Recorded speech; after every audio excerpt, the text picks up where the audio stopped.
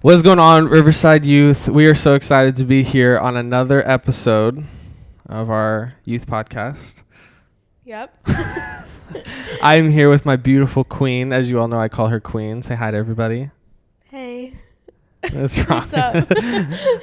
But we're so excited because we're still talking about relationships this month. We're talking about questions that you guys have asked. And so we thought we would sit down together and we would answer some of your questions. And I pulled in my wife because she's so smart. She knows everything, and she's amazing about relationships because I suck at it. I don't know about that. And so I figured also, too, girl's perspective. We'll give a girl's perspective. Me and Juan, we can give a guy's perspective, but we can't give a girl's perspective. That's so true. You're here to give a girl's perspective. Gotcha. And whatever the Lord leads you. So we're going to jump through some of these questions that you guys have. We'll see how far we get. And we hope it encourages you. So you excited? You ready? Yeah, let's go. You ready? Yeah. I'm just going to interview you. How about that? Oh gosh. You're going to be the one just talking. I don't know about I'm just that. kidding. Okay, so we have about 5 or 4 questions here. 4 questions. We're just going to start off with the first one. Some are deep, some are not deep. And this is going to be fun. What do you do if you don't feel right in a relationship, but is scared to tell the other person about it? To tell them about it. Okay. You want me to just Question. Do you want talk? it? Yeah. What do you got? I mean, I don't know. It's so if you're in a relationship and you don't feel right, Mm-hmm. you don't You know don't how feel to right in the relationship, but you're scared to tell the other person about it. Okay. You're scared to tell Okay. your significant other about it. Okay. Boyfriend or girlfriend. I think it's important in a relationship to be open and honest. Mm-hmm. I think that's very important in a relationship. Mm-hmm. So I think if you don't feel like you can talk to them about it, it's kind of a red flag, Right. a little bit. I am someone who's not confrontational, so I do have like respect for this person because I'm like, my heart would be racing if I had to bring something up to someone.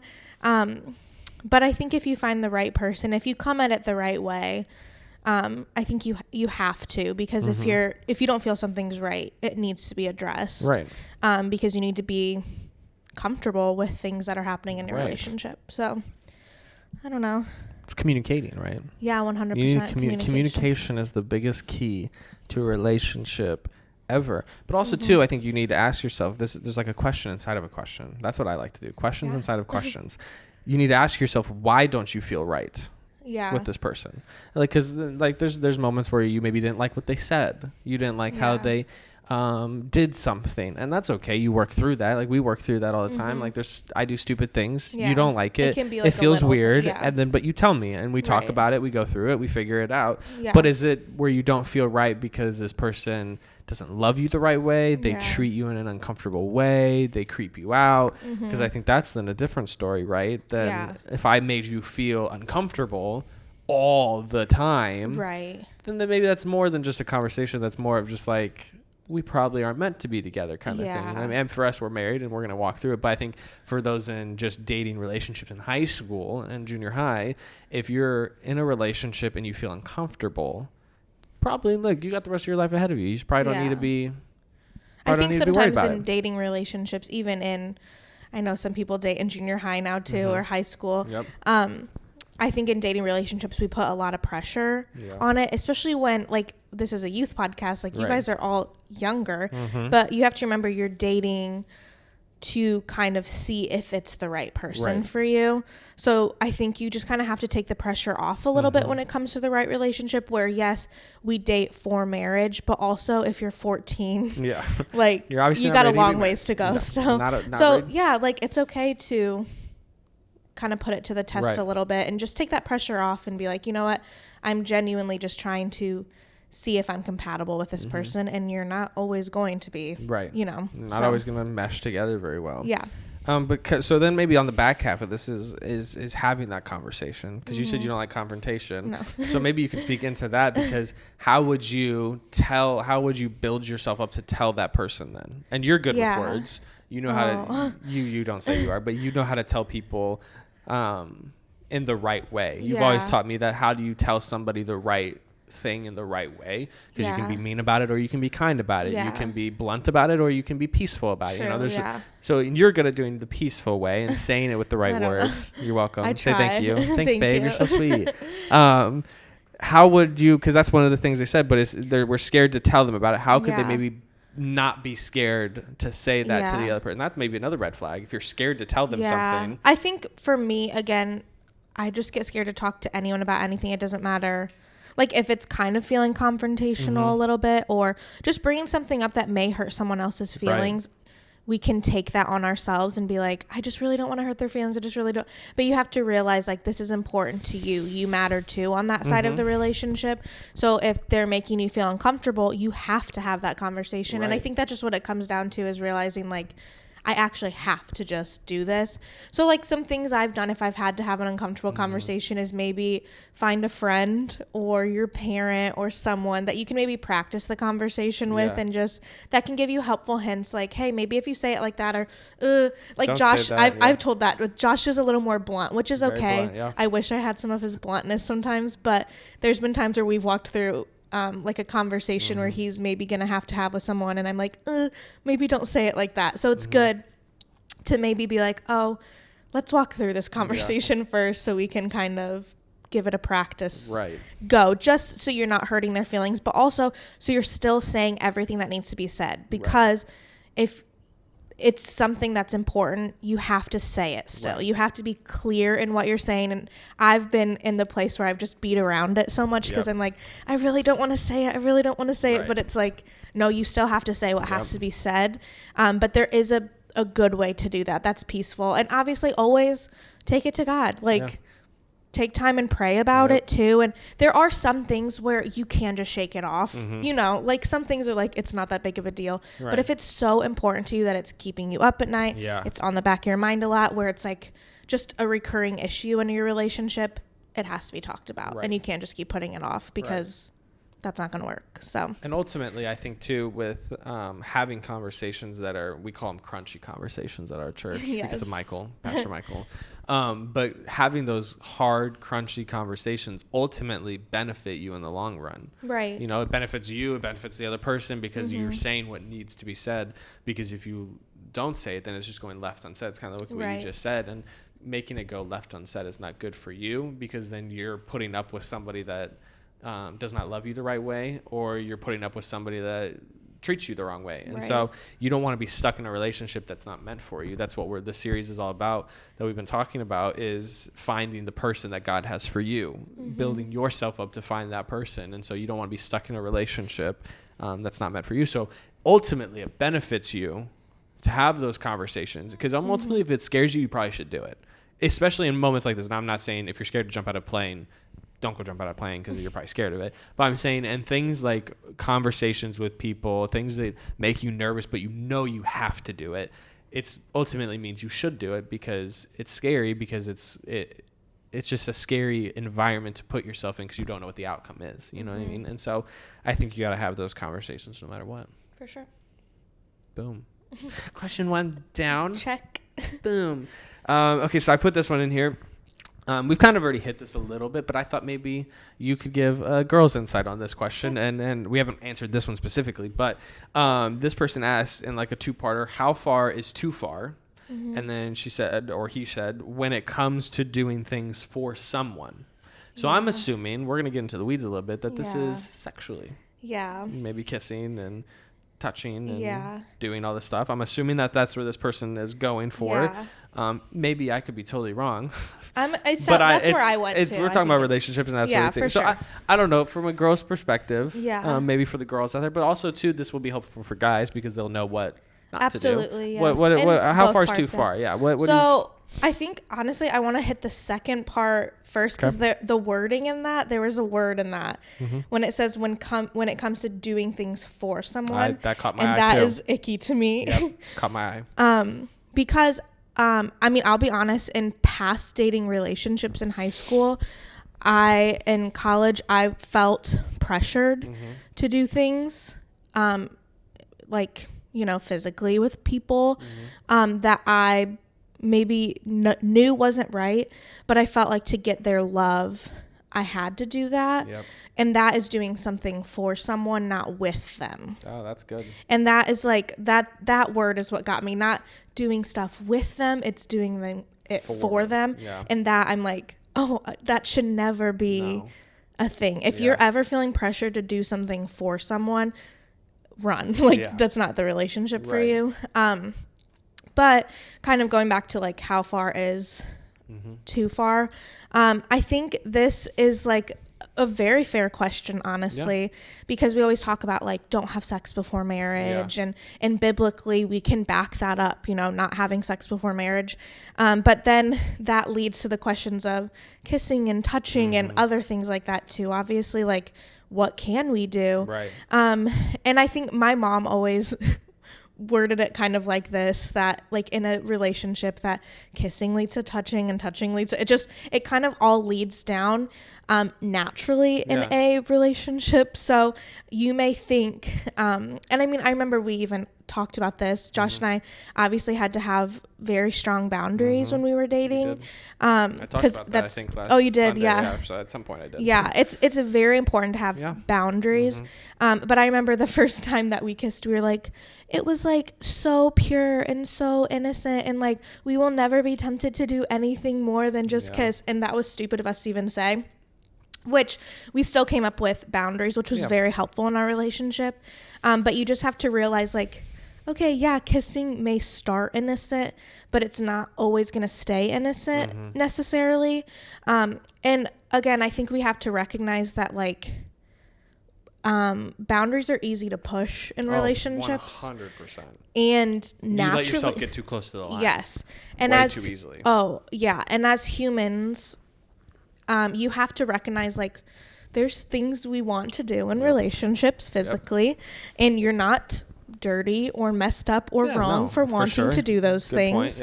And I think the first step is recognizing like I have that desire and being like, that's okay to have that desire maybe, but what can I do with that? What can I do to maybe help myself not act on that? And maybe even asking, you know, God, like help take that away from me.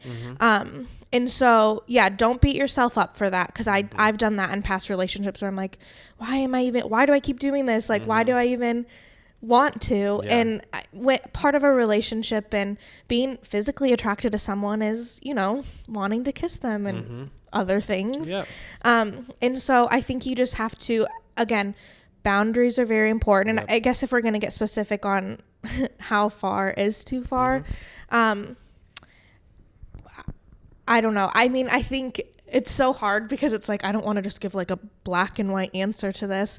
But I think anything that goes past kissing probably is too far. And Josh and I have had this conversation even, and I think in terms of like, why is that a thing? Why can't I do more than that? Like the Bible just says we can't have sex before marriage. Why can't we do other stuff? Like, speaking now that we're married, we've had these conversations where it's like, you know, I'll be open that I didn't have sex before marriage with anyone, and Josh and I obviously didn't either. But I did do things that I regret in relationships, and Josh did as well. And it stinks. It's sad to me even that now that I'm with Josh and he's the love of my life, I wish I wouldn't have even kissed anyone before, because to have just experienced that with just him, with one person, it is intimate. I would have loved to be able to be like, that was just, Josh is the only one I've ever touched this way or kissed this way or anything like that. But sadly, I can't say that. And so on the other side of things, I now see, oh, this is why we don't do that, you know, because it is so sacred. And in today's day and age, it's not sacred anymore. Sex is not sacred. And anything that goes along with sex, because there's stuff that goes along with sex that I think everyone's like, it's technically not sex. It's leading to it still. So well, that's what I was going to say, because you open the door for temptation to seep in when you do all those other things. Oh, yeah. Like, we're just kissing, but then kissing leads to touching. It all leads to. And then touching leads to touching in appropriate places on your body and on the girl's body and on the guy's body. And then that leads to, well, if we're already doing this, then let's just do this. Oh, yeah, 100%. And so then it's a slippery slope. So the Bible may not say, hey, don't touch your girlfriend or boyfriend, but that is opening. Then you are now opening the door to allow yourself for the possibility to do sex 100%. on the other side of it. Yeah. And it's scary. And that's why we should not go that far. That's why you said kissing. I think that's a great idea.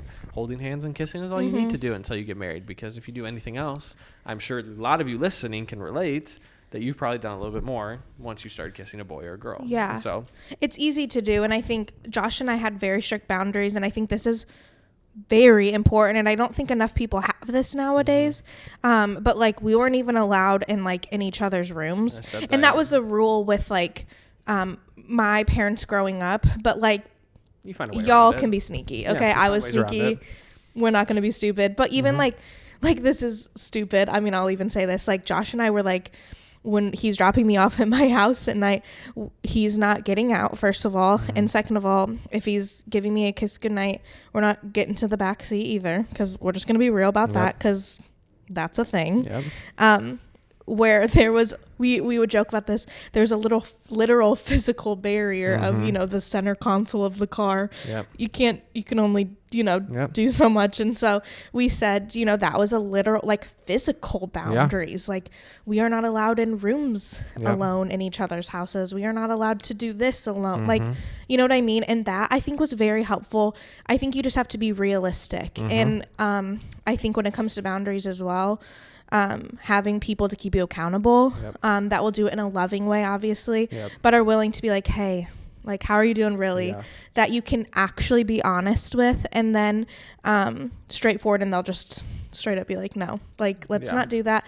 And then also let me help you. Right. Let's figure out how we can maybe not do that again. Right. And that's a relationship that works together. Because that's what I wanted to talk about the back end of this question, where it says for someone, because I think in relationships, more maybe on the guy end, but I think also too on the girl end, can both do this, is that guys will peer pressure girls into doing things with them.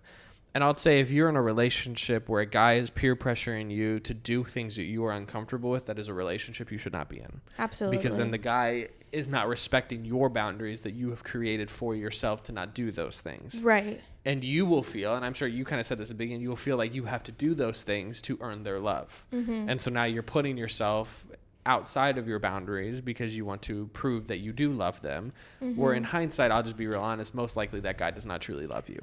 No. Because if they loved you and if they really cared about you, they would respect your boundaries. Yeah. They would respect it. You never got mad at me for my boundaries of no one was allowed to go in my parents' basement with me. And I never got mad at you for saying, hey, you can't come into my apartment. Right. I never got mad at you. I respected you for it. Now, And it was a mutual agreement. It was a mutual agreement. Now, could I have gotten mad at you and tried to trick you into letting me in your apartment? 100%. I could have easily done that. Could you have easily done it to me? Easily, you could have. But we mutually agreed that we both wanted to have these boundaries. Yeah. And so I think for anybody listening and just anybody in a relationship or anybody going into a relationship, if you do not have mutual agreement that we are not going to touch each other or we're not going to have sex before marriage, and the other person doesn't agree with that, it's a deal breaker. It's a deal breaker. That's a red flag. It has to come down to that. If it is, you have to have the right values and they have to be aligned. And the Bible puts it as equally yoked, right? Yep, we talked about that. Yeah, you have to. That's important, and that's something that you can't sacrifice. No matter how cute they are, no matter how sweet and kind they are. Maybe they really are, but also we have to be realistic about that and be you know what, this is very important to me. And honestly, on top of that, I never felt like from you that your love to me was dependent on what I did for you, right? Physically, or even if I cooked you dinner, and still in our marriage, it's never about what I can do for you and what you can do for me. It's about how we can just love each other from the depths of our heart. It's who we are. Right. And so, I hate the wording of that. So if whoever this is, I hope you're listening. Maybe they worded it just that. Yeah, maybe it was accidental wording. But if you're doing anything for somebody and they are not doing anything for you, and it's not, they're forcing you to do it. Yeah, it's wrong. Get out of it. Yeah. Run away. It's for your benefit. And that's what we talk about a lot in relationships recently, is that setting up boundaries, I think we're talking about this Sunday actually, is setting up boundaries is for your benefit. It's for your protection. You're not doing it for the other person. I mean, you might, because maybe they are trying to force you, but ultimately you're doing it for yourself because you want to keep yourself pure in heart and mind. For sure. So, all right, we're going to move on to the next one. We got about 8 minutes-ish left. This one says, if you are hurting, will a relationship help you heal? Let's say it together. No. The answer is no, it will not. And we've been hitting on this a little bit in our conversations at youth, and we've had some leaders hit on it, is just working on yourself. Yeah. Working on who you are, because ultimately what pain you have, what past trauma you have, if you think jumping into a relationship is going to heal all that, or your significant other will heal all that, they won't. What you're doing is, I think this was the first week of this series we talked about, is basically you're taking your baggage and you're bringing it with you on the trip with this relationship. You're just going to bring it on with you. You ain't getting rid of it. You're going to bring it with you, and they're going to deal with it. You're going to still deal with it, and it's never going to go away. Yeah, I think honestly, I've done this in relationships, whether it's just, past insecurities or anxiety and things like that. And it's not fair to do that to the person, that you're in a relationship with. It's just not fair to put that on them. And I think it's so important, like Josh has said, you work on yourself. Now's the time. I think we are just on such a relationship focused world, and not even relationship, situationship, whatever it is. Just being interested in someone else always. And I get it. We were there too. I mean, I constantly had a crush in junior high and high school. But when you're so hyper fixated on that, you're just shoving all of your stuff to the back. And it's I think you realize, even as you get older, I realize this too, I want to work on myself now so that when the right person comes along, I'll be ready. Because I think we've shared this about our story. A lot of people tried to push us together for years. And he was not ready, and I was not ready. Neither one of us and were. Thank goodness we did not date, because it would have been a disaster. And thank goodness we chose to be you know what? Let's work on ourselves first. Because when we did, it was just this huge, amazing God thing when we did get together, because you could see the healing that happened before we were together. And obviously, I'm not going to pretend like we were both completely healed when we got together. But we put in the work, and then so that then together we were able to still walk alongside each other through things, while also still working through our stuff. And we were not doing that for each other. We were doing it for ourselves. And I think that's important too.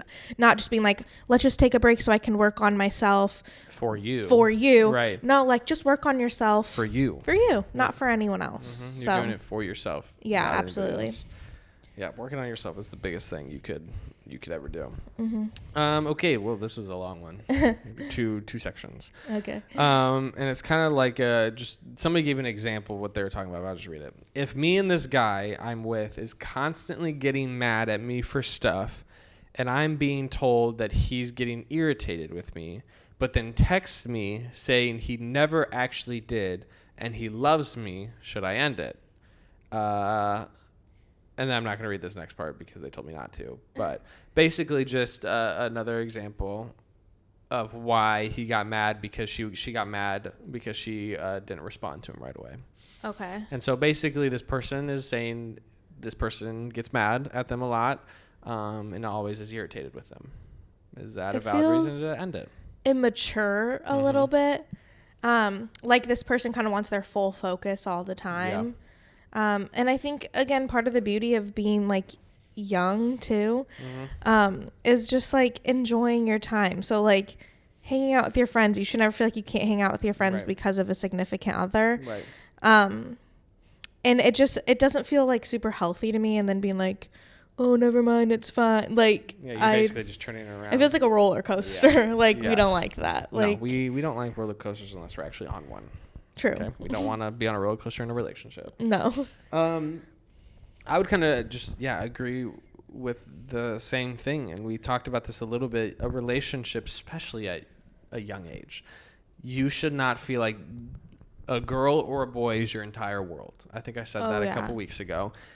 If you are in a relationship where they are your entire world and you don't hang out with anybody else, you don't have any guy friends, you don't have any girlfriends, and you are solely hanging out with this one person 24/7, 7 days a week, whenever you have free time, you're always going to their house, you're always going to her house, whatever, that is not a healthy relationship at this stage of your life. Yeah. Even with us, I'll say there's times where I do stuff without you. I'm going to basketball on Sunday nights without you. You're not there. You're going to your girls group without me. I'm not there. And we're doing things apart. Like tonight, you're going to dinner with some friends. Yeah. I'm not going. I'm going home. And so there's times and you're not going to be texting me the entire time, not, like, answer me. I'm not going to be begging you to respond to me. I'm not going to be saying, when are you going to be here? When you stay out all night if you want to. I mean, tell me, but stay out all night. I mean, we're married and that's how we do it. But especially in a young relationship, it's not the end of the world. Yeah. Not saying you should ignore this person and if they have valid feelings. Like if you are ignoring them all the time, okay, then maybe you need to ask yourself, should I be in a relationship if I'm choosing to ignore this person? But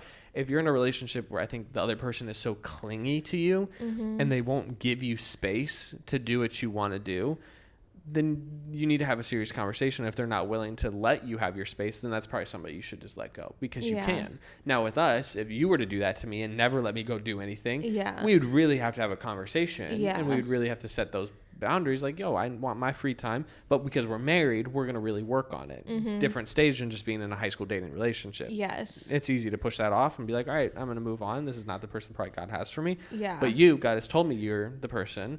But if you're going to start treating me like that, we're going to need to talk about it. You're going to need to let me have my space and let me do what I want to do. Just like if I were to force you to stay at home all night or every day, I'm not going to do that to you. But if I did, you would have to talk to me about it. And also, so it comes down to communicating. So first I would tell this person, you need to tell that person. And it sounds like she kind of has. And so then it comes back to, if they're not willing to listen, should you end it? My answer would be yes. And on the other side of that, I think I understand a little bit in a way of, the excitement of being in a relationship and loving someone and wanting to spend a lot of time with them. I think that's different. And I think if you're communicating that in a healthy way, like, hey, I feel like you hung out with your friends a lot this week. Like, I'd like to spend time with you if that's all right. But also, again, there's so much more to life than your boyfriend or girlfriend. You need friends. Especially, again, in high school and junior high. Don't ruin friendships over it. Your life is more healthy when you have more people. And I'm saying girls need to have girl relationships. So I'm not saying if me and you were married, obviously not if we're married, I'm not hanging out with other girls outside of you. I'm hanging out with guys. Same thing with you. You're not hanging out with guys, you're hanging out with girls. Absolutely, and so I think that's important. Another boundary. You should not be having girls, you should not be having girl or guy relationships, and guys should not be having girl relationships outside of a relationship. That's a huge red flag if that's a thing. But it's time for another conversation. That's another thing. That's another day. That's another day, another podcast. We'll talk about it later. But dang, we went through those questions fast. I know, look at us. I'm going to have you on the podcast more often. She's so smart, guys, right? Yay, she is. Anyway, thanks for joining us. Give it up for my wife. Yay. But we love you, and we'll see you next time, y'all.